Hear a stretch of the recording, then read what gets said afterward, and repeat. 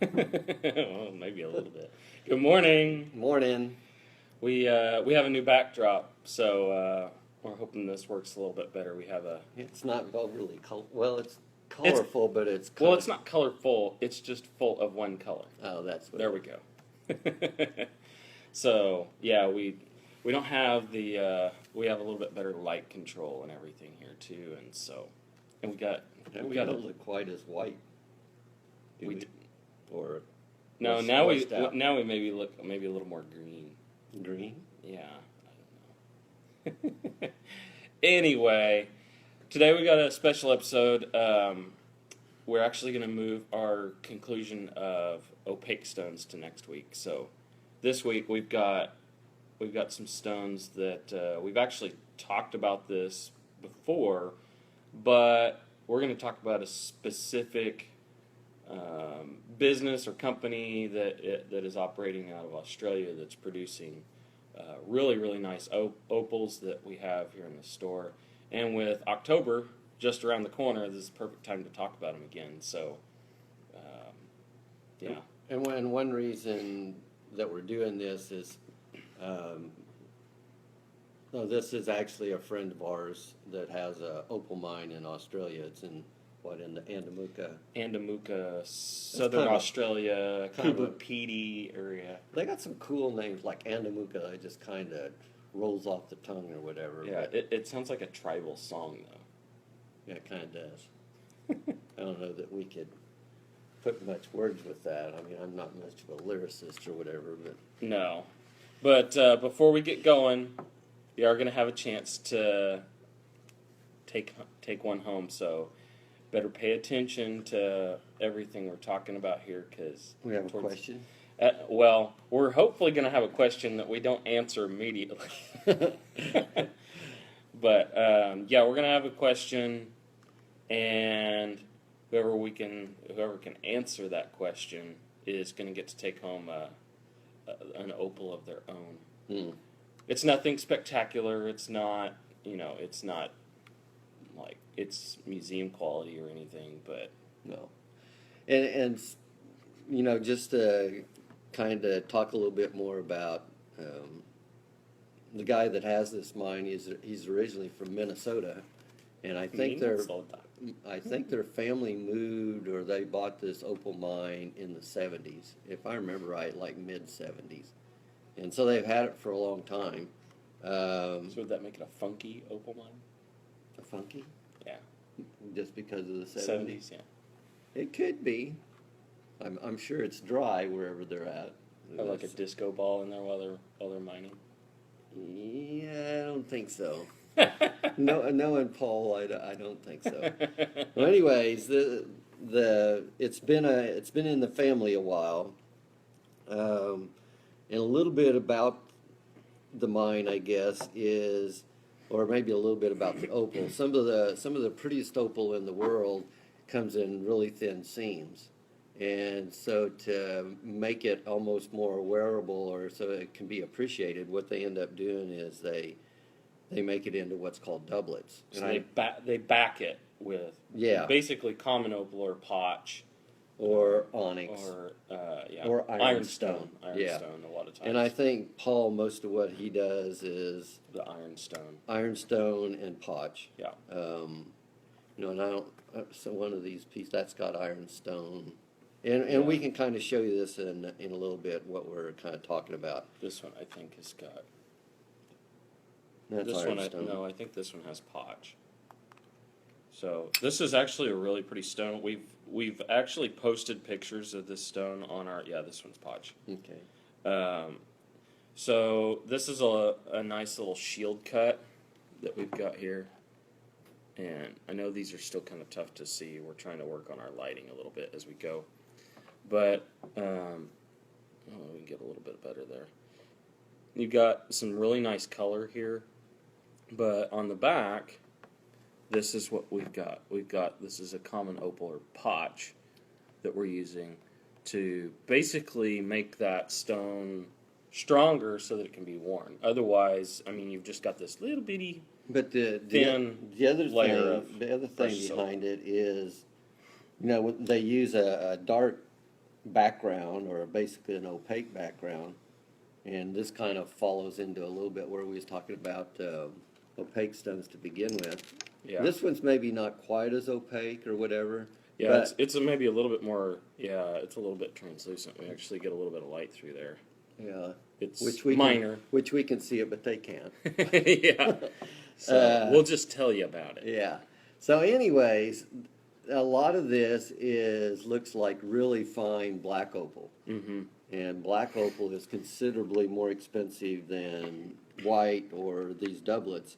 But, and I was actually talking to Paul yesterday, and like that little piece there, This little shield cut. Yeah. these are about a 15th to a 20th the cost of what that would be if that was a solid black opal. Yeah. But Yeah. really, really pretty stones. We've got, I showed you that one. I don't know if is this gonna, Oh, that one shows up a little better. Yeah. There we go. and I've got this in kind of a little mount where it's got sticky, almost like that 3M stuff on Yeah. top. I don't know what that. It's kind how of they cool. did it. We can kind of arrange the design and stuff around the stones, which we'll show you a couple of those too. See if I can. Let me Can't see get if it we too got close, can I? too much. Well, no, we kind of need the light. We need to figure our There, lighting that's out a little better. bit. There we go. So, and this one has got ironstone on the back of it. So what I can do? Oh, it's got the. Well, here we can show the ironstone on this one. Oh, okay. So the ironstone, it just kind of a reddish brown. And this is kind of the matrix or the host. Yeah. Host So rock. this is just the ironstone on the back. Like I said, it's just giving it strength because this precious opal that's on the front here It's really thin. is pretty thin. So And like we was we talking got to have it about, a little stronger somehow. some of the prettiest opal comes in thin seams, and a good possibility that pretty opal that you're looking at actually was in ironstone. So Mhm. if you can imagine, Yeah. this ironstone gets fractured, and then The silica or the Solution. the silicate solution kind of fills in those gaps and solidifies and forms the the precious opal. right. Yeah. And what we've done here is I've got a couple of these. So this is where these little boxes come in handy here, and you can kind of see how we kind of arrange some Oh, well, stones. that Ooh, sounded squeaky. bad. So what we've done here is we're kind of playing with colors. There's at least 3 colors in most of these, and maybe this one has maybe 4. Yeah. But there's a little bit of orange in this and that. I think that's an orange garnet Mm-hmm. that's at the top there. So, Yeah. So kind of play with the colors whenever we're arranging stones around it to kind of enhance maybe some of those colors that show up, maybe a little bit smaller flashes, and really enhance that look. You're squeaky today. Yeah, I kind of am squeaky. It's the new venue. We need some oil. We gotta break it in.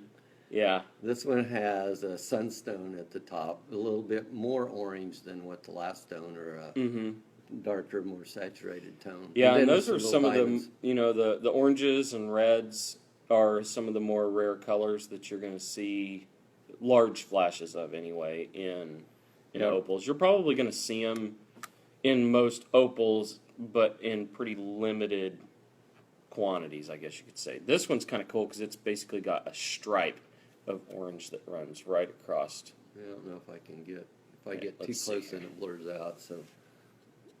I don't know if we can get this tilted just right, but Now, these almost have to be seen to be appreciated. Opal, you can kind of turn them just a little bit, and you can see some of that orange flashing through there. yeah.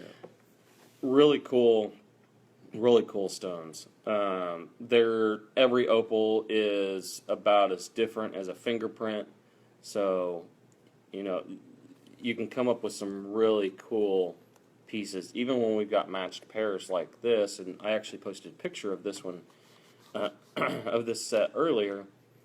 But I don't know how. yeah, and you guys can check this out on our Facebook page too later. We've got that shows up pretty good. Yeah, these are just really, really nice stones, but we've got the close-up view on our Facebook page that you can check out. And, yeah, they're just beautiful stones. And primary color for these is going to be that blue and green with kind of a gray background. However, we've got some crystal opals that have more of a white body color to them. They're still going to have more of the green, but they've got a little bit more yellow rather than blue as far as colors that they're and exhibiting. these are solids. These are not doublets. So these are actually translucent, so you can actually see the light that comes through these stones. But man, that's kind of tough to. Yeah, that washes out. It's not wanting to really focus on this, is it? There we go. But yeah, you can see that it's got some greens. Let's get this out of here a little bit. Got some greens and yellows in here that are really pretty. But all this stuff, this is all coming from Southern Australia. Arguably, probably one of the better commercial locations in the world for fine opals. Here, why don't you get here? Let's take that one out of the box. This is another what it calls a solid, and this is white opal. So this is. So you got some more orange tone in there. You can see whenever you kind of held it back, you can see the light actually transmits through there. So you can actually see that this is a solid stone. And if that was the same color as what these other ones are, you're talking buku's bucks. Yeah. Well, and if this was the black opal, be extremely expensive. Yeah. So it's really fun, a really fun stone. This stuff that we've got from this Christensen company, it's incredible. The colors are just really vibrant. It's got big flashes of color, real intense. You really don't even have to have them in much light. They're so... No, you don't. A lot of that commercial opal that you see or stuff you're going to see in like mass manufactured stuff, it's... you may see a little bit of fire here and there or some of the colors, but they're not going to be near as vibrant as what these are. These pieces are ones that kind of lend themselves to one-of-a-kinds. They're just like this piece. I mean, whoa, I'm going to throw it around here. Just like this piece, you're not going to have, even two of these. Yeah. Let alone an entire line of opals to fill a bunch of stores across the country. So, and then something else a little bit interesting about Christensen is he owns the largest opal doublet by Guinness records. Yeah. So I think that's pretty impressive. It's like I forget how many carats. Normally, we can weigh these in carats, but it's probably not an accurate. It's not an accurate representation of gem weight. Yeah, because But this one's like 5.5 inches long and about 2.5 inches wide. So that's a big stone. Yeah, that's a really big stone. But yeah, with opals, it's very deceiving on carats because for one, they have a pretty low specific gravity, so they aren't extremely heavy anyway, and they're not cut like anything else. Most fine opals are going to be a free-form shape. They're not going to be a standard pear shape or round or anything like that. And so, we've talked about this before where carat weight, a lot of people think of carat weight as referring to size of a stone, but in reality, it's just referring to the weight. It's not actually the dimensions of the stone. So what some of these may seem like they're a small carat weight, but they're actually a really large stone. Which is it is deceiving, Yeah. You get like, that stone there's probably not 10 carats. Yeah. But it looks a lot bigger than 10. Maybe. Well, it's like, do we have carat weights on some of these? No, we think so. Because we actually, like I said, it's just one of those deals that it just doesn't, really doesn't translate to opals like it does for other stones. And a lot of times it's sold by the piece rather than weight anyways. Yeah. You get into the solids, I'm going to say a lot of times that's sold by, but a lot of them, even the solids, say a black opal, They're going to go by piece, yeah, rather than by you know, carat. they can end up figuring it by weight, but a lot of times, you know, like Colton said, they're going to cut it in a freeform piece because they don't want to waste any of that. Yeah, and they want to show off the piece. They want to show off the colors and everything. So they definitely want to take advantage of what they have to work with. But This one almost looks like a solid. yeah, And this is, let's see if I can get this right. These sides, it wants to turn. There's kind of a little bit better. I mean, they're so much prettier in person than what we can represent on here. And this one you know, Facebook Live is not geared to showing jewelry, so yeah. But we'll buy that high-tech camera one of these days. Yeah. But opal's a little difficult to take pictures of because it is those colors. They change. I mean, a little just more three-dimensional. Yeah, and I mean, you just move slightly, and the colors can change drastically. And so, I guess we need to talk maybe a little bit more about, like, and we covered the colors. Well, yeah, that, and we've covered it kind of before when we talked about opals in general, but maybe talk a little bit more about. We got to give them something to possibly question them on later, so we can give away our opal. So, well, I thought about, one question.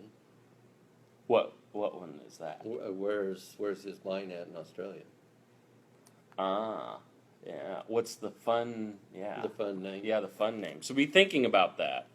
That may be the question at the end. But so yeah, so formation of the opals. And why Australia is so ideal for it. A lot of it has to do with climate, and not necessarily current climate, but Conditions back whenever it was formed. Yeah, so we're talking prehistoric conditions where basically you had a water solution that had a high percentage of basically pure silica in it. And fairly low temperature. Yeah, fairly low temperature. And it's something that was maybe like an old lake bed or riverbed, even maybe where there was maybe a sea at one point, where basically you had like a very sandy area or places where this can kind of seep in and settle. And then over time, as that water kind of works its way out, it's leaving that silica behind, almost as basically like a deposit. Mm-hmm. A little bit kind of like even like gold occurs in veins, and this would be similar to replacement material. It goes in the little cracks and fissures and yeah, because we've actually seen even like tree logs, we've seen bones. Well, there's a fossils, really like famous black opal that's never been cut. That's basically a crocodile skull that's been opalized. Yeah. So So it'll replace, organic matter and stuff like that. And basically it's not that the organic matter's still there, it's just filling that void where that is decayed and left a void. And basically, so yeah. It's still this kind of comes in replacement material. Yeah, it kind of fills in. And so you'll have some really cool stuff that you would never And something I think of. really didn't think about until now is what causes the black in black opal. Like the black body color of it? Yeah. It's a good thing we Dirt? It's a good thing. Nobody asked us that, did they? No, we haven't. Okay. No. Okay. No. If If you guys have any questions while we go here, you can. I got a question. What causes the black? Yeah. Gargi, now that you're on here, maybe you know, because we don't. So. Yeah. Yeah, I haven't really thought about that till now. And it's never come up, and I've Would never that be really like, asked. would that be dirty silica solution or something? Or it's got to be some kind of chemical in there. Would it be the ironstone? I don't know. Maybe it's like all the other ones. It's copper. We're just gonna say it's copper. Copper. If it was green, it'd be chromium, right? Yeah. So yeah, but I mean, I guess that would be a tough question to answer too, because you may be finding black opals next to crystal opals, and they all kind of occur in the same places too. So, Yeah, but there there's is some regions, regions that are really known for black opal. specific types. Right. But I mean, you look at the Ethiopian, the Wellow opals. A lot of times, those have more of a yellow body color to them. Yeah, and now I can't remember what the new deposit in Ethiopia is, but that one is a volcanic, which is a little different. I mean, Australia is not volcanic, but this It's sedimentary. hydrophane opal that's in Ethiopia, this new one is they're attributing it to the silicas being heated by volcanic. Ah. So it So is it black? Is it burnt? no, but for some reason that opal seems to be tougher. Actually, Really? they're talking about it being tougher than Australian opal. Wow. So I haven't. How about that? I haven't seen this new stuff yet, but But I mean, like with the black opal, we think about that, and maybe there was coffee back then. but you got like the Virgin Valley here in the States. Oh yeah, and it's got some black. And the black opal that it's producing is like jet black with bright flashes of color, and it's usually like big, broad flashes. It's not like this stuff that's showing good size flashes, but it's kind of broken up and scattered. The stuff that's coming out of the Virgin Valley area, it's like at one point the whole surface may turn a different color, and it looks like it's just the colors are floating in there rather than maybe being on the surface, or like maybe little fractures and filaments of color in there. These look like just a whole sheen of color that goes across there. Wow, look at this. So, Our assistant has already told us what it is. We've got researchers on staff. It'd been even cooler if it would have been coffee. It would have been. We would have sold a lot of these to Starbucks. Yeah, but get your Opal and espresso shot. So it's carbon and iron oxide, Which would make sense with the ironstone. Mm-hmm. Yeah. So yeah, I mean that does make a lot of sense. So does that mean like a log burnt like charcoal and got in the silica and no? Okay. Never mind. Well, that's kind of cool. I didn't know that until today, so that won't be a question there. Well, No, it was a question for us. Yeah. We win. Yeah. Well, not really. Our assistant won. Yeah. So That's amazing. Okay. yeah. Okay, so we kind of talked about how they form. We talk a little bit maybe about how they're mined, especially Australia. Well, the Andamuka area is really kind of cool. How You got how they form, but what causes that play of color? Ah, yes. I thought that's I'm getting where ahead. kinda where he is going. Yeah, I'm kind of getting ahead of ourselves here. Okay, so the play of color, which is basically what we Because we can have just silica gel and not have play of color. right, and you basically just have What they call potch. yeah, So and it can be colorless. It can be black. brown. I mean, it's just Yellowish. not overly pretty. No. Looks Looks like a bad piece of glass. Yeah, it does. But with play of color, and by play of color, what we're referring to is the colors that you're actually seeing whenever light reflects through the stones. So what's causing this is it's a pretty cool effect.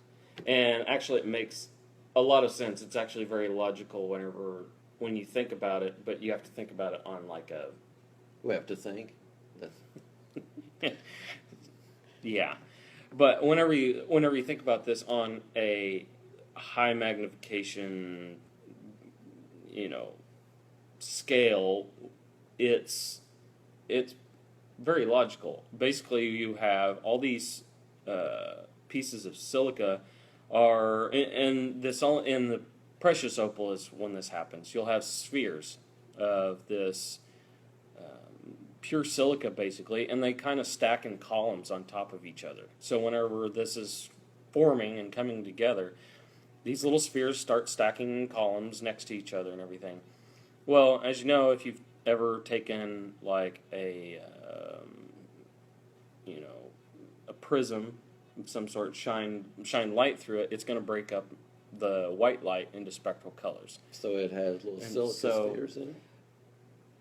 Well, no. I'm saying that the silica spheres act as a prism, and they basically break up that light, and as it's flowing through each one of those little columns, it's breaking it up into different spectral colors, and that's where you're seeing that being reflected back to your eyes. Well, what I always got is, it was kind of described to me as like you had a crate of oranges, so they're all stacked on top of each other.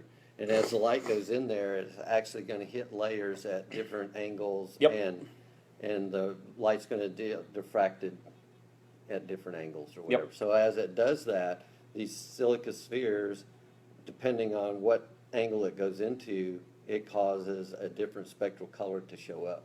So yeah, and and that's why as you move the stone, or the light moves, or you move, then you're seeing that from different angles, and that's what's causing the different changes in color that you might see. Because it's always producing those colors, it's just that you're starting to view it from different angles and seeing how it's reflecting and refracting that light. So, okay, now we'll go to how they're mined. Oh, okay. Yeah. So now that we got all that stuff kind of covered, the mining is kind of cool.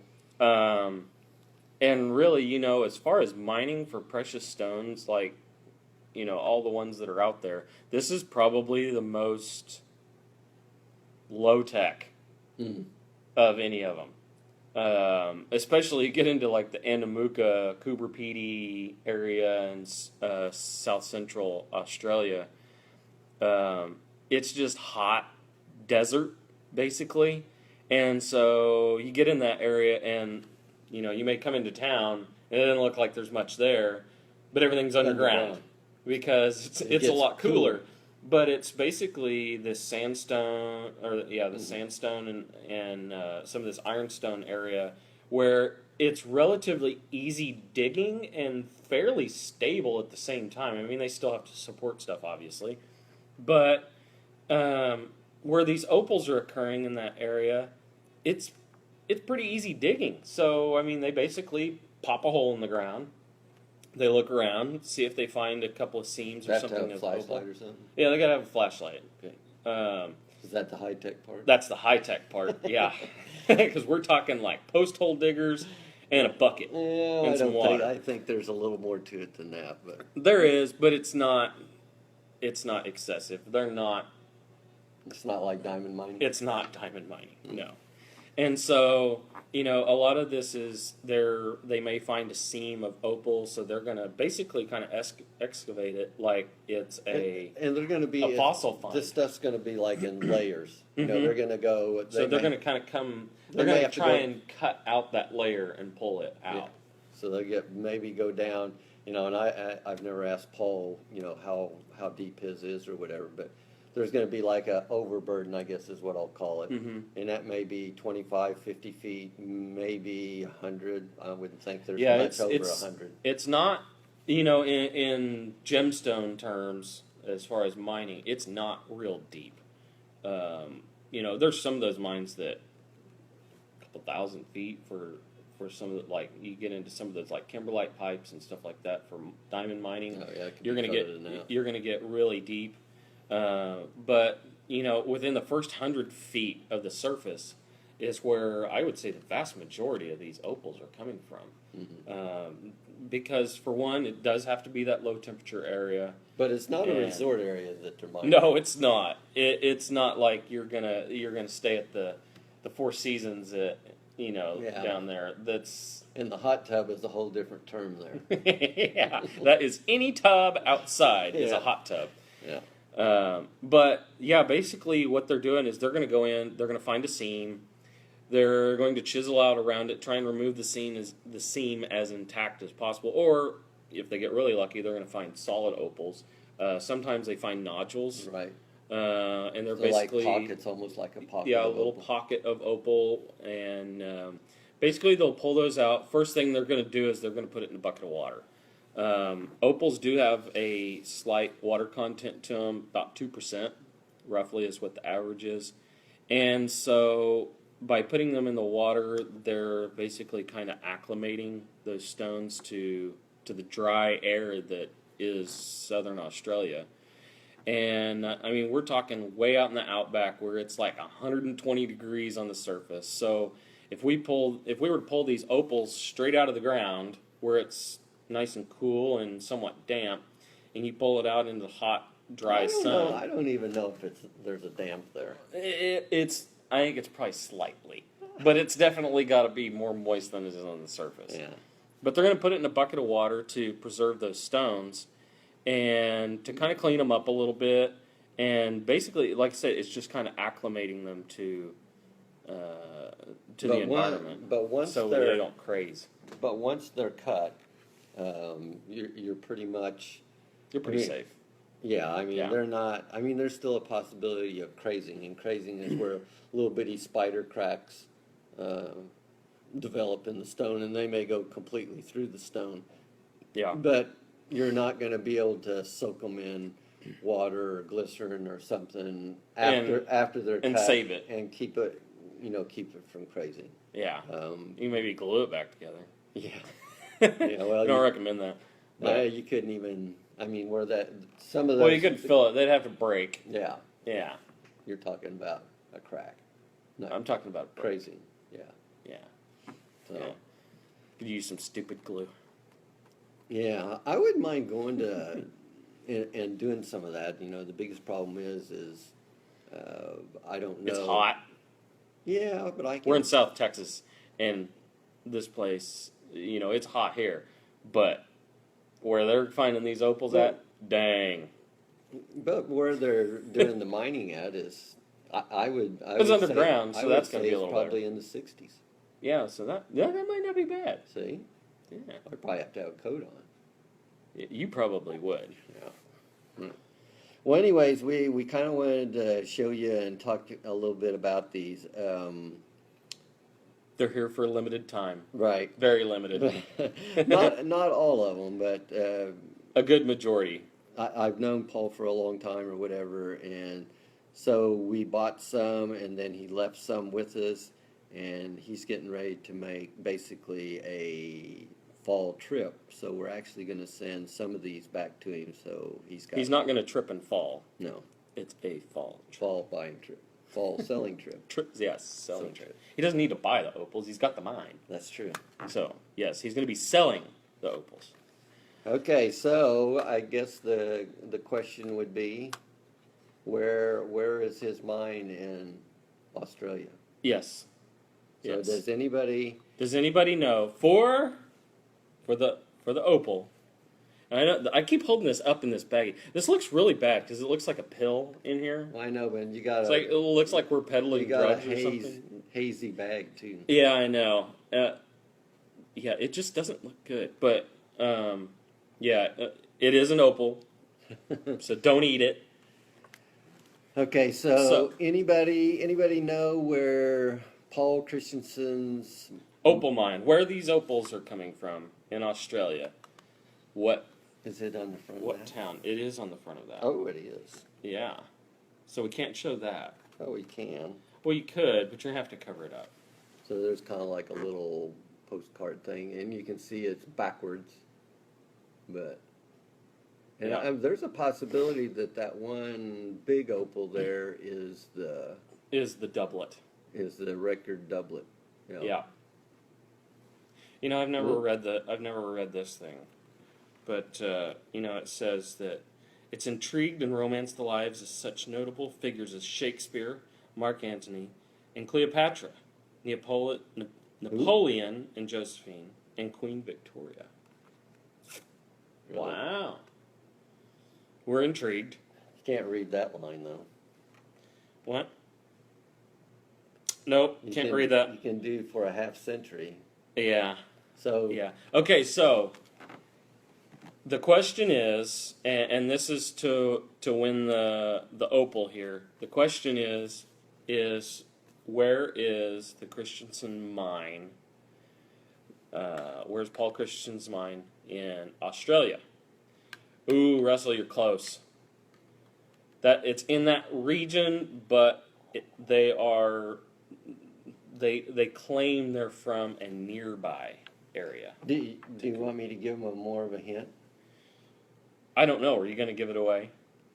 I'm gonna. Can I say that the first letter of this place and the last letter of this place are the same letter? Well, I guess you can because you just did. So no, it's not Cooper Petey, and that's Cooper Petty. No, it's Cooper Petey. That's close. That's close. I mean, to what it's supposed to be. Yes. Well, it's also close to where his mine's at. He's I in know. that. He's in that region, but this. The other thing is, you know, and this is not going to help you any, but a little known fact is, since he brought up Cooper, if you'd put another P in there, it would have been copper. Mhm. I think his opal mine is going to be close to maybe the largest copper mine in the world. Mm. I don't know if it's actually going yet, but I know at one time that it was just less than a mile away from his opal claim as this copper mine was supposed to be going in. Hmm. Okay, since everybody's thinking on that one, and we haven't gotten a correct answer yet, let's do. Okay, how about this? So many of these opals that we've got, especially the ones with the darker body color that occur in seams, we have to back them with what to make them a little bit stronger. So there's a couple of different answers here. Yeah. So matter of fact, any of there's those. 3 answers. Oh, here we go. So Oh, I thought somebody had. no. So So- what? So you can answer either of these questions. A doublet is a two-piece. Is a two-piece Piece stone. gemstone. So we have the precious opal on top and what on the back to make it stronger. That's what we're looking for. And then the other question that you could answer would be, where is the Christian mine in Australia? Right. Yeah. So we'll give you a little bit and maybe give some hints in a little bit too. So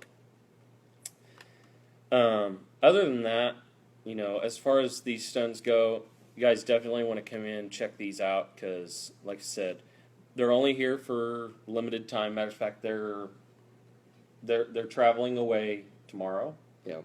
So Not all of them. I mean, uh, some of these we own, but some of them we don't. yeah. And I told Colton, I said it'd be nice to. I mean, these are extremely beautiful stones, and Mhm. It's not something that you're just going to walk into any store and see. Especially, you know, you're not going to find this in the big store, the big chain stores and stuff like that. Just because, like we said earlier, you know, pieces like this aren't going to be in normal sizes, and you're only going to find 1s, maybe 2s of some of these stones. So you can't mass produce stuff around them, and so that makes them a lot more special. And like I said, they're basically about as original as a fingerprint. Mm. So everything's a little bit different. So, well, we haven't got an answer yet. So, I guess the other thing we didn't ask if anybody had any questions, if you guys have any questions about opals, especially the Australian opals that you may want answered, that's part of the reason for doing the live shows is so that we can accommodate that. But we're still looking to give away our little opal here. So if you know what it is that is on the back of an opal doublet, or where the Christensen mine's at in Australia, you get to take an opal home with you. So, Do we want to ask one more question? I guess we could ask one more. What's the basic component of opal? Is that a good one? I was going to make one a little easier. Okay, a little easier question. So, opal is the birthstone for what month? Oh. This one should be. You got a 1 in 12 chance. You got a 1 in 12 chance, yes. So, I mean, you How guys about could this? rapid fire guess right now. And How about this? It's not this month. no, it's not this So now month. you So got now you got a 1 in 11 11. chance. Ooh. Cutting down the odds. Yeah, we mentioned this earlier, and We did? yeah, Oh, yeah. yeah, we did. We did. Oh, Russell's already got it. Wow, Oh. first guess. There we go. Oh. So, Russell, congratulations. You just won yourself an opal. Russell Hernandez. Yep. So, Maria. you were just like 2 seconds late. So, sorry. No. But we'll have more giveaways in the future, so you'll have to tune in to us every Tuesday morning here at Susann's At close to 10:45. at close to 10:45. And now we've So- got maybe a little bit of room. I noticed that our, and part of our thing was maybe our router was having problems. Yeah, we were having lots of issues, and we have since got that all fixed up. So we've got. I'm hoping, at least on our end, we haven't had any interruptions. So hopefully, you guys are seeing a nice, smooth video stream, and we aren't having any interruptions or skips or pauses. Especially if we have like an awkward face or something we're making and it pauses. That's never fun. Mm. Yeah. So, but thank you guys. Tune in every week, Tuesday morning at close to 10:45 for Family Jewels. Next week we're going to finish up what we started last week, which is going to be our finale or part 2 on opaque stones, which you're not going to want to miss because there's a lot of stones to talk about. And we're going to be giving one away, but there's a lot of options there, so we're not sure what one it's going to be just yet. Mm. But check us out. If you guys have any other questions or anything, definitely send us a message or give us a call or stop by. And if you want to check these opals out, definitely want to get here soon. Like I said, several of these are going to be going on tour, I guess we could say. Yeah. They're hitting the road, so stop in here at Susann's and check out all the cool stones that we've got here from the Christensen mine in Andamuka, Australia. So, until next time, thank you guys for joining us, and we will see you next week. Goodbye. Bye.